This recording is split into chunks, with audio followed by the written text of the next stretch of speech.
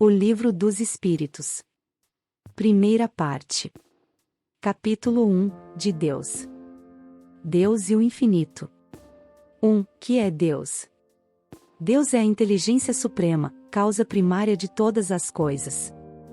2. Que se deve entender por infinito? O que não tem começo nem fim, o desconhecido de tudo o que é desconhecido é infinito. 3. Poder-se-ia dizer que Deus é o infinito? Definição incompleta. Pobreza da linguagem humana, insuficiente para definir o que está acima da linguagem dos homens. Deus é infinito em suas perfeições, mas o infinito é uma abstração. Dizer que Deus é o infinito é tomar o atributo de uma coisa pela coisa mesma, é definir uma coisa que não está conhecida por uma outra que não o está mais do que a primeira. Provas da existência de Deus. 4. Onde se pode encontrar a prova da existência de Deus? No axioma que aplicais às vossas ciências.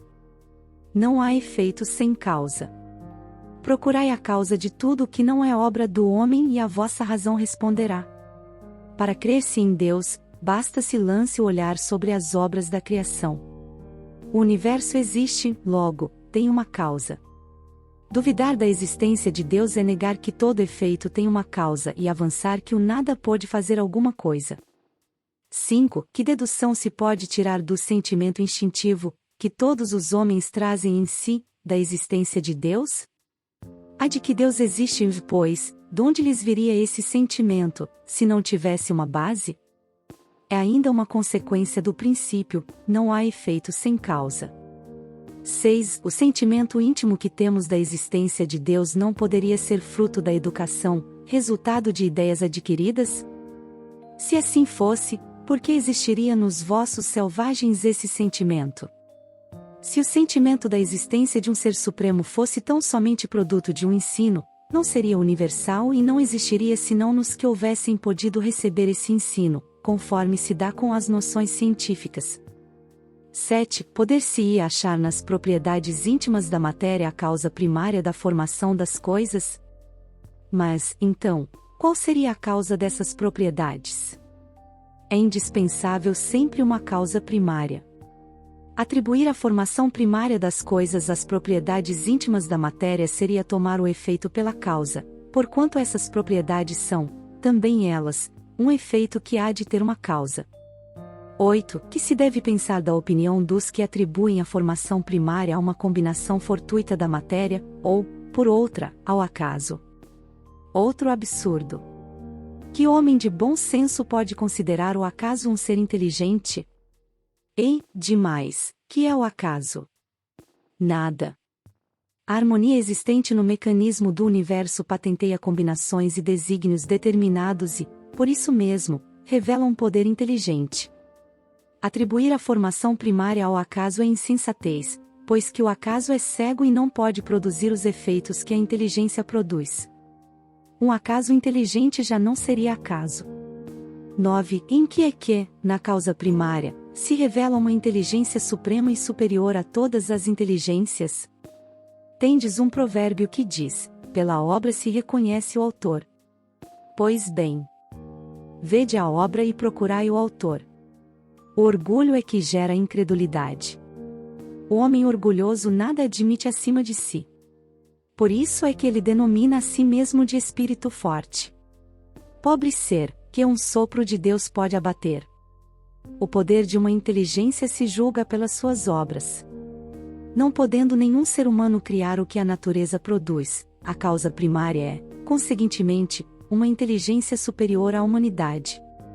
Quaisquer que sejam os prodígios que a inteligência humana tem operado, ela própria tem uma causa e, quanto maior for o que opere, tanto maior há de ser a causa primária. Aquela inteligência superior é que é a causa primária de todas as coisas, seja qual for o nome que lhe deem. Atributos da divindade. 10. Pode o homem compreender a natureza íntima de Deus? Não me falta-lhe para isso sentido. 11. Será dado um dia ao homem compreender o mistério da divindade? Quando não mais tiver o espírito obscurecido pela matéria.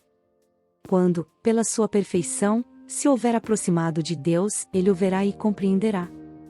A inferioridade das faculdades do homem não lhe permite compreender a natureza íntima de Deus. Na infância da humanidade, o homem o confunde muitas vezes com a criatura, cujas imperfeições lhe atribui, mas, à medida que nele se desenvolve o senso moral, seu pensamento penetra melhor no âmago das coisas, e então, faz ideia mais justa da divindade, ainda que sempre incompleta, mas conforme a sã razão. 12. Embora não possamos compreender a natureza íntima de Deus, podemos formar ideia de algumas de suas perfeições? De algumas, sim. O homem as compreende melhor à medida que se eleva acima da matéria. Entrevê-as pelo pensamento. 13. Quando dizemos que Deus é eterno, infinito, imutável, imaterial, único, onipotente, soberanamente justo e bom, temos ideia completa de seus atributos? Do vosso ponto de vista, sim, porque credes abranger tudo. Sabei, porém, que há coisas que estão acima da inteligência do homem mais inteligente, as quais a vossa linguagem, restrita às vossas ideias e sensações, não tem meios de exprimir.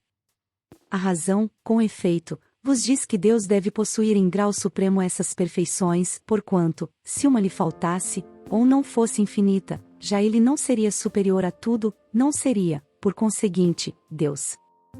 Para estar acima de todas as coisas, Deus tem que se achar isento de qualquer vicissitude e de qualquer das imperfeições que a imaginação possa conceber. Deus é eterno. Se tivesse tido princípio, teria saído do nada, ou, então, também teria sido criado, por um ser anterior.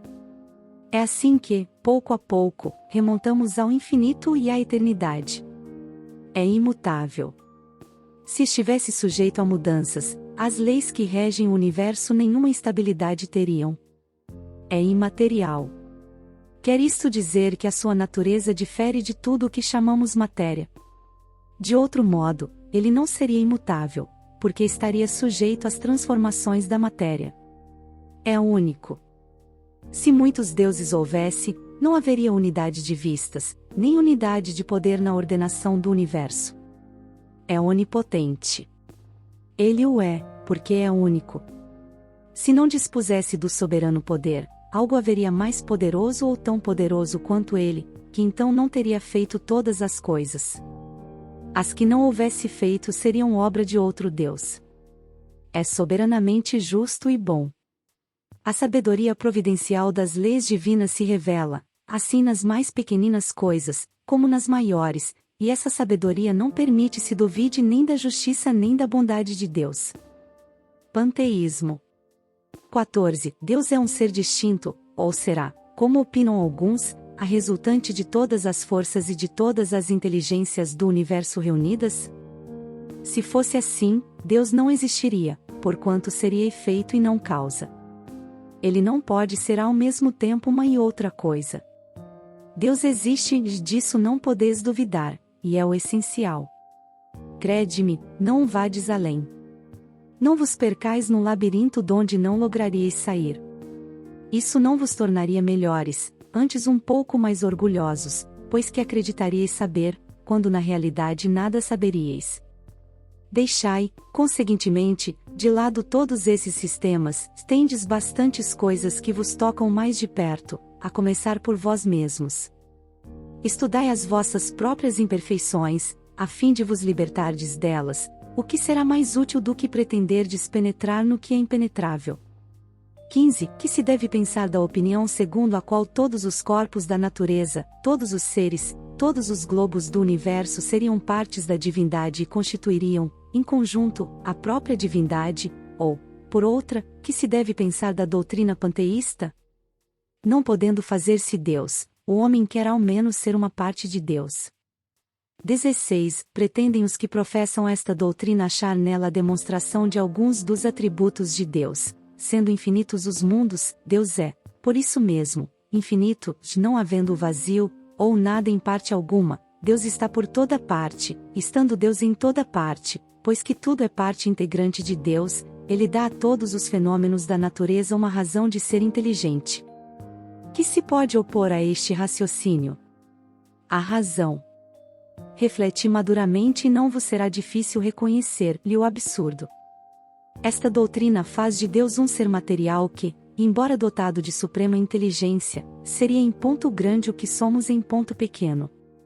Ora, transformando-se a matéria incessantemente, Deus, se fosse assim, nenhuma estabilidade teria, achar-se-ia sujeito a todas as vicissitudes, mesmo a todas as necessidades da humanidade, faltar-lhe-ia um dos atributos essenciais da divindade, a imutabilidade.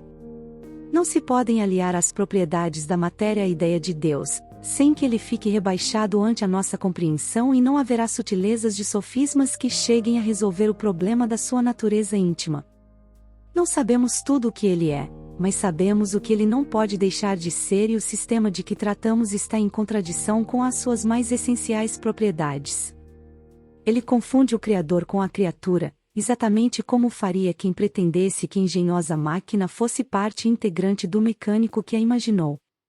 A inteligência de Deus se revela em suas obras como a de um pintor no seu quadro, mas as obras de Deus não são o próprio Deus, como o quadro não é o pintor que o concebeu e executou.